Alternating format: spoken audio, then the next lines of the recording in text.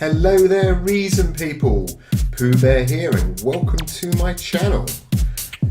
Today I'm going to be having a quick tip on the drum sequencer. Okay, it's not exactly a quick one, but there's been a number of people who have obviously, I would say complained, but they wish it was 32 steps long, or they wish there's a way that we can alternate between these patterns, because obviously with all these patterns there's a total of 128 steps, and that's exactly what I'm doing. So let's have a quick look at my sequencer.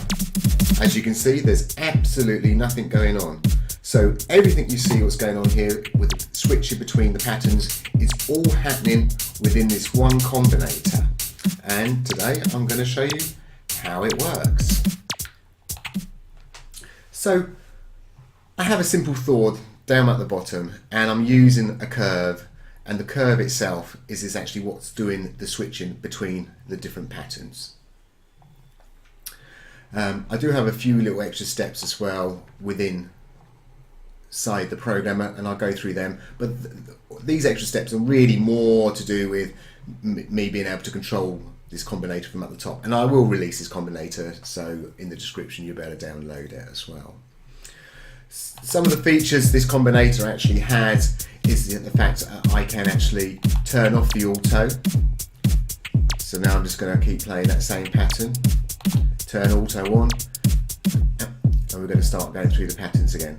In fact, I'm going to turn auto off here, and then we can obviously make some changes if we wish.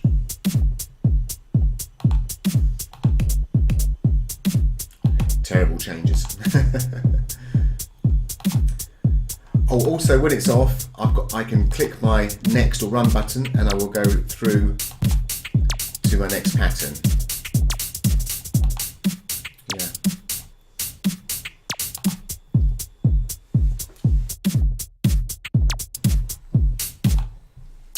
So let's actually have a closer look at how this is all hanging together.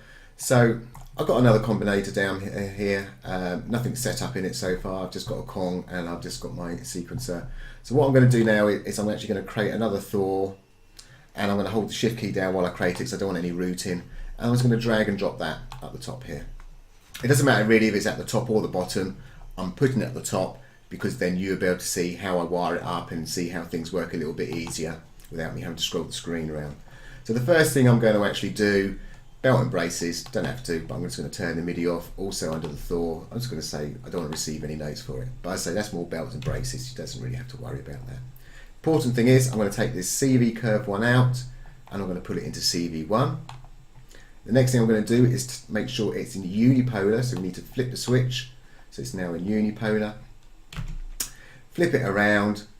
We're going to find the actual drum sequencer itself, and the next thing we're going to do is we're going to go for CV input 1, and we're just going to move that to the pattern select, and there we go. So it goes from off to 8.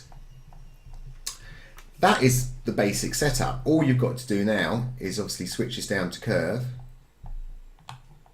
As this step is actually already configured, we should be, and we're not.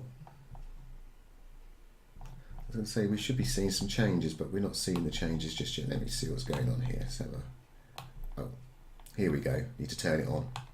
So let's put it on step. So as I move this curve up, you can see we're going through the different patterns. So I'm going to have this on pattern 1, and if you go down to 0, that's off. So the pattern's now off. So we can just move that up to pattern 1. We're going to go across to our next step. So here's our next step, and we're just going to move that down to pattern, say 2.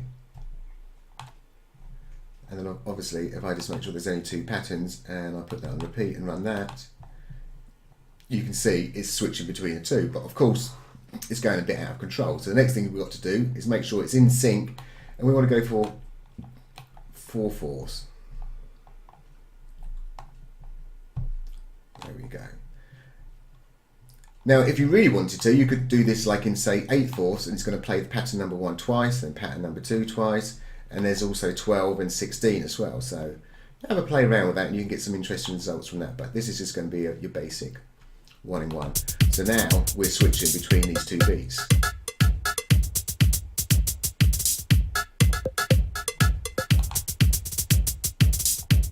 turn the run off, back on again, and we'll start switching again.